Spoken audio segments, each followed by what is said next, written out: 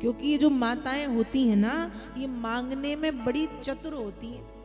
ये किससे कैसे मांगना इनको अच्छे से आता है। पति से कैसे मांगे, पिता से कैसे मांगे, भाई से कैसे मांगे, मित्र से कैसे मांगे, पड़ोसी से कैसे मांगे, इनको अच्छे से आता है।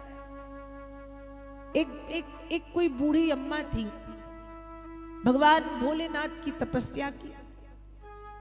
अब जब भगवान भोलेनाथ की तपस्या की, भोलेनाथ प्रसन्न हो गए, प्रकट हो गए, बताओ क्या चाहिए। लेकिन एक वरदान मांग सकती हो बस। अब जो वो माता जी थी वो जन्म से जन्मांध थी, उनको दिखता नहीं था, आंखें नहीं थी उनकी। तो मन में एक बार आया कि आंखें मांग लूं, मरते मरते दुनिया देख लूंगी कम से कम, कैसी सुंदर दुनिया है।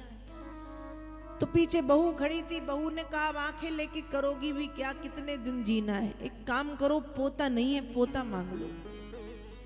बहू के पास ही बेटा खड़ा था, बेटे ने कहा पोता भी हो ही जाएगा, एक काम करो धन मांग लो, धन नहीं है। अब माता जी सोचे क्या मांगू, पोता मांगू, आंखें मांगू, धन मांगू, चाहिए 3 चीजें। और भगवान ने कहा एक, माता जी ने अपनी बुद्धि लगाई।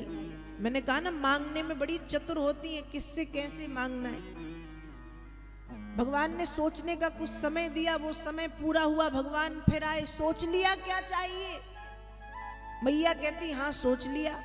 कहा तो बताओ। तो मैया बोली प्रभु मैं अपनी आंखों से अपने पोते को सोने के पालने में झूलते हुए देखना चाहती हूँ। आंख भी मांग ली, पोता भी मांग लिया, और सोने के पालने में उसी का पोता सोएगा ना जिसके पास पैसा होगा। तो एक बोला भगवान ने, एक ही मांगा, लेकिन एक में तीनों काम बना लिए। तो ये जो मैया होती है हमारी, ये मांगने में बड़ी चतुर होती है, किससे कैसे मांगना है वो उनको आता है। और मांगने वश में चतुर नहीं होती। यदि देखा जाए धर्म के काम में, भक्ति के काम में, दान पुण्य के काम में भी ये सबसे आगे होती है। आप देखो इतनी कथाएं होती हैं, इतनी कथाएं होती हैं, पुरुषों की संख्या जितनी होती है उससे 2 गुनी और 4 गुनी संख्या माताओं की होती है। और वो कथा सुनती हैं, और सिर्फ सुनती नहीं, घर में जाके वो लागू भी करवाती, ऐसे नहीं ऐसे, ऐसे नहीं ऐसे।